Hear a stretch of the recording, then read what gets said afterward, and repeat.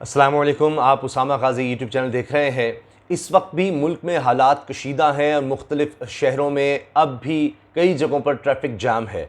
और अब हुकूमत की तरफ से जो फ़ैसला किया गया है वो ये है कि सख्ती से निपटा जाएगा, सख्ती से निपटा जाएगा, क्योंकि अब तक इत्तलात ये भी हैं कि इसमें कुछ लोग जाँ भाग भी हुए हैं, जिस तरह से अभी भी एहतजाज हो रहा है मुख्तलिफ़ जगहों पर। और आपको पता है कि तहरीक लब्बैक पाकिस्तान के अमीर अल्लामा साद हुसैन रिजवी को गिरफ़्तार किया गया और उसके बाद ये एहतजाज का सिलसिला शुरू हुआ, जो अब भी जारी है। कुछ जगहों पर कहा जा रहा है कि सड़कों को खोल दिया गया है, लेकिन तहरीक लब्बैक पाकिस्तान की तरफ से कहा जा रहा है कि धरने जारी रहेंगे जब तक के साद रिजवी साहब खुद ऐलान नहीं करते धरने ख़त्म करने का, तब तक हम ये धरने और एहतजाज ख़त्म नहीं करेंगे।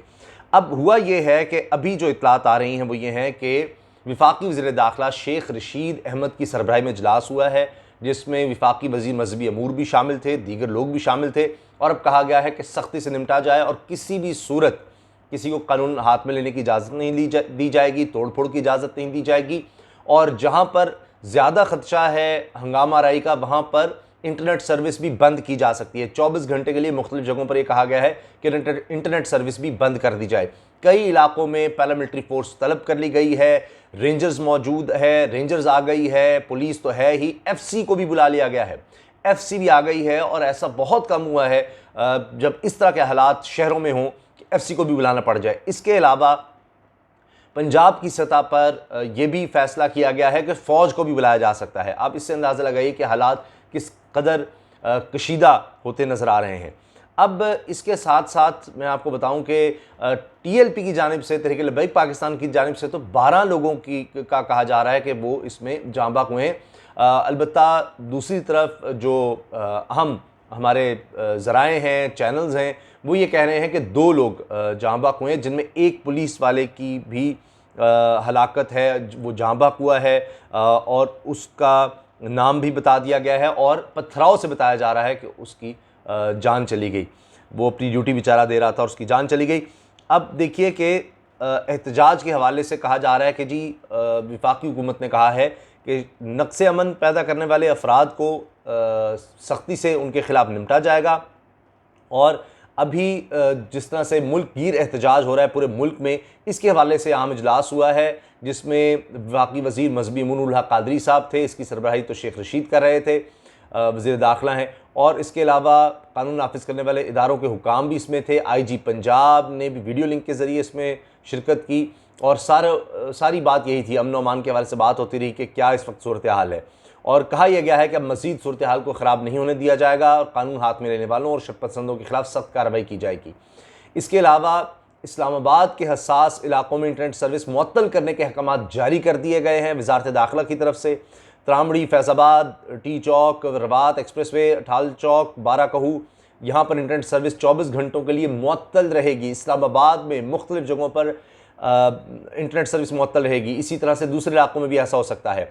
लाहौर में भी सूबाई सब कैबिनेट कमेटी बराए दाखिला का इजलास हुआ। वज़ीर क़ानून राजा बिशारत की सरबराही में अहम इजलास हुआ है, जिसमें लाहौर के 16 अहम मकामात बताए जा रहे हैं, जहाँ पर पुलिस के साथ साथ रेंजर्स भी तैनात करने की मंजूरी दे दी गई है। इजलास में भी फैसला हुआ है कि हालात ज़्यादा ख़राब होने पर पाक फ़ौज की खिदमात ली जा सकती हैं, रास्ते खुलवाए जाएंगे। बहुत बर्दाश्त कर लिया, अब रास्ते बंद नहीं होने देंगे।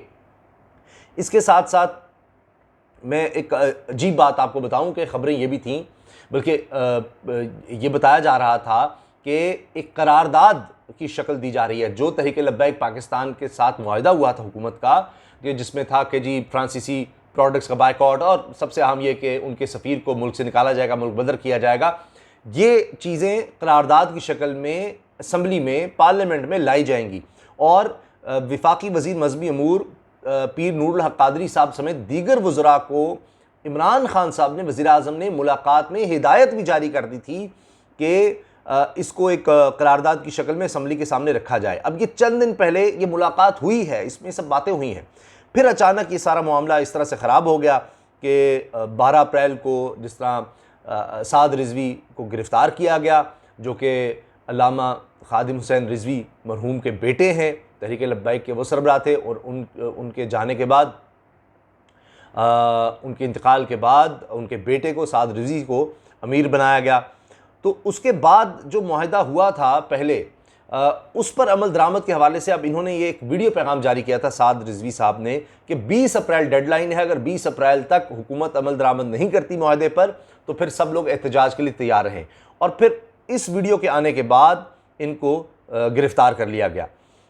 अब हो ये रहा है कि मुख्तलिफ़ जगहों पर आंसू गैस की शेलिंग भी करनी पड़ी है, और इसके साथ साथ ये भी बताया गया है कि लोगों ने पथराव किया वहाँ पर, मुजाहिरीन ने, यानी रेंजर्स पर भी पुलिस पर भी, जिसमें एक पुलिस एहलकार जाँ बहक हो गया। अच्छा, अब एक बयान जो जारी किया गया है TLP की तरफ से, उसमें कहा गया है कि हमने कोई धरने ख़त्म नहीं किए और इसमें कोई सदाकत नहीं है, जब तक फ्रांस के सफ़ीर को मुल्क बदर नहीं किया जाता तब तक धरने जारी रहेंगे। फिर TLP तर्जुमान तैयब रिजवी ने बताया है कि जब तक अल्लामा साद हुसैन रिजवी ख़ुद हुक्म नहीं देते कारकुनान धरनों पर मौजूद रहेंगे। अच्छा, फिर ये बताया कि जिन मकामात से इंतज़ामिया ने धरना ख़त्म कराया वहाँ कारकुनान एहतजाज के लिए दोबारा पहुँचेंगे। कुछ जगहों से, जैसे मैंने आपको शुरू में बता दिया, कि ख़त्म किया गया है एहतजाज। साथ ही TLP ने दावा किया कि मुल्क भर में तहरीक लब्बैक के 12 कारकुनान को मारा जा चुका है। इन्होंने ये दावा किया कि 12 लोग इनके मारे गए हैं।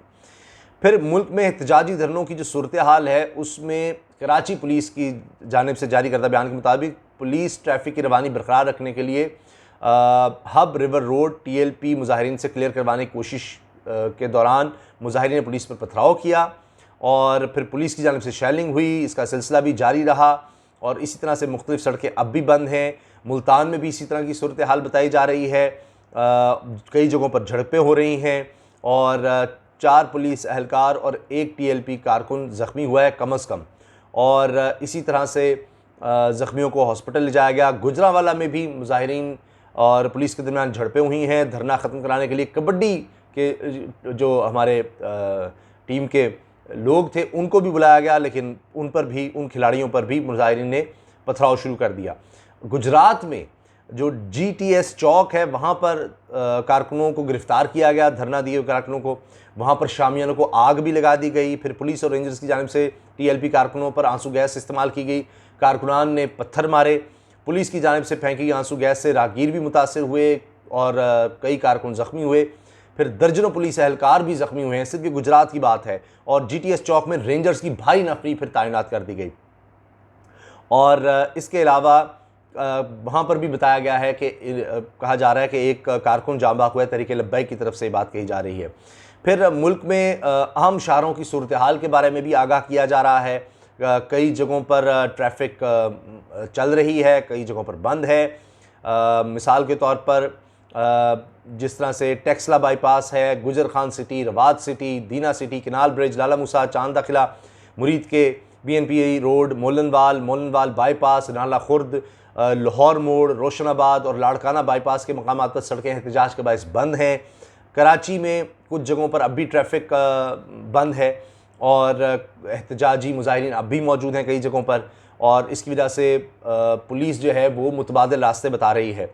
इस्लामाबाद में भी यही सूरत हाल है, कई जगहों पर ट्रैफिक बंद है और कुछ जगहों पर खुलवाने की कोशिश की जा रही है।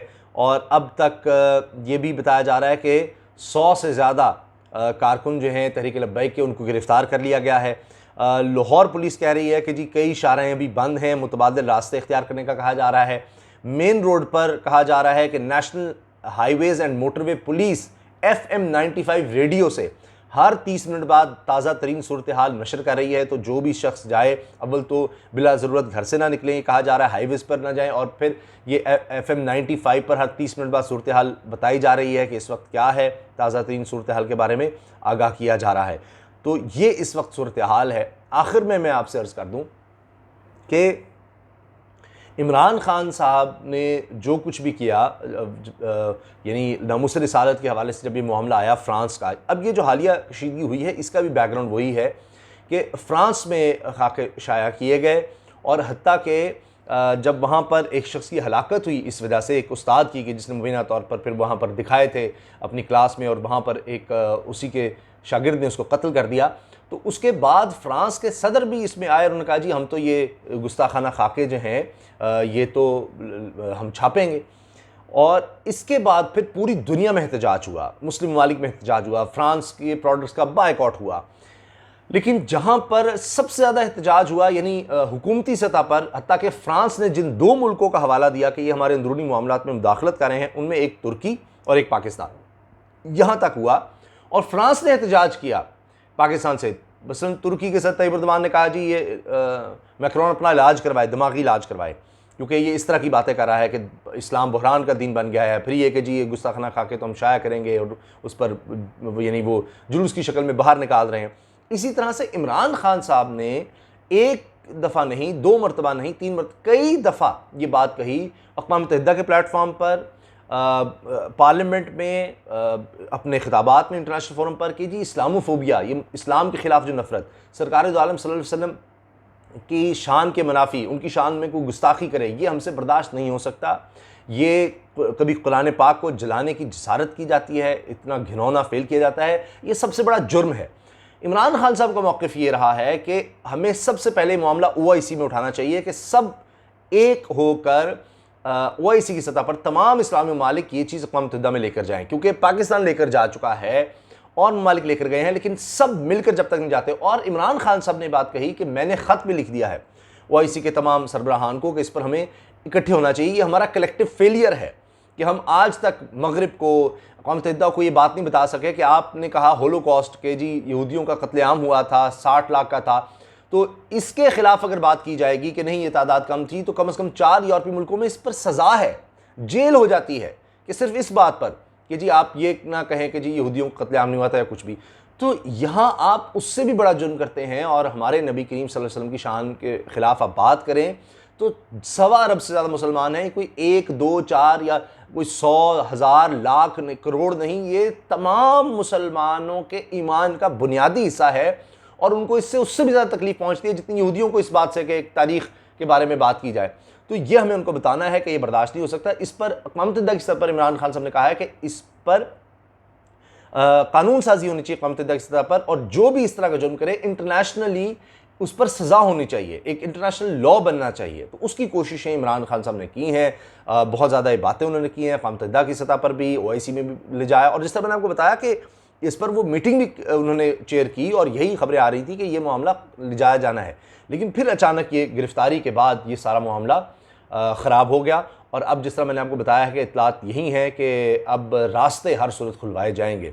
तो अभी भी खदशा तसादुम का हो सकता है कि इससे भी ज़्यादा बड़े पैमाने पर अब गिरफ़्तारियाँ हों, क्योंकि इसमें पुलिस एहलकार भी अब जाँ बाक हो गया है पथराव की वजह से। कम से कम एक की कन्फर्मेशन की जा रही है, इसके अलावा और भी इसमें बताया जा रहा है हलाकतें हुई, जो कि बड़ा अफसोसनाक है। लेकिन अभी तक हालात काबू में नहीं हैं। और साथ ही ये खबरें भी आई हैं कि मुसलसल हुकूमत की तरफ से मुज़ाकरात की कोशिश भी हो रही है। एक दफ़ा फिर मुज़ाकरात की बात भी साथ साथ चल रही है, क्योंकि पहले 2 मरतबा हुकूमत कामयाब हुई मुज़ाकरात करने में और मुआहिदा करने में। पहले एक मुआहिदा किया और फिर अगली दफ़ा फिर हुकूमत ने फिर टाइम लिया दूसरी दफ़ा मुआहिदा करके कि जी हमें वक्त दिया जाए। फिर ये पहले नवंबर में मुआहिदा हुआ था, फिर उसके बाद फरवरी तारीख बनती थी, 16 फरवरी गालबन 16 नवंबर को मुआहिदा हुआ था, फिर 16 फरवरी 3 महीने बाद, और फिर 16 फरवरी के बाद 2.5 माह का और वक्त था, यानी 20 अप्रैल तक का। तो ये मामला आना था कौमी असम्बली में, सेनेट में, यानी पार्लियामेंट में, कि इस पर क्या किस तरह से आगे बढ़ा जाएगा। लेकिन ये गिरफ़्तारी जो साद रिजवी साहब की हुई है उसके बाद ये मामला सारे ख़राब हो गए हैं। अब देखते हैं कि आगे इस पर क्या होता है। जो भी होगा उस बारे में आपको आगाह करता रहूँगा। दुआओं में याद रखिएगा। इजाज़त दीजिए। अल्लाह हाफ़िज़।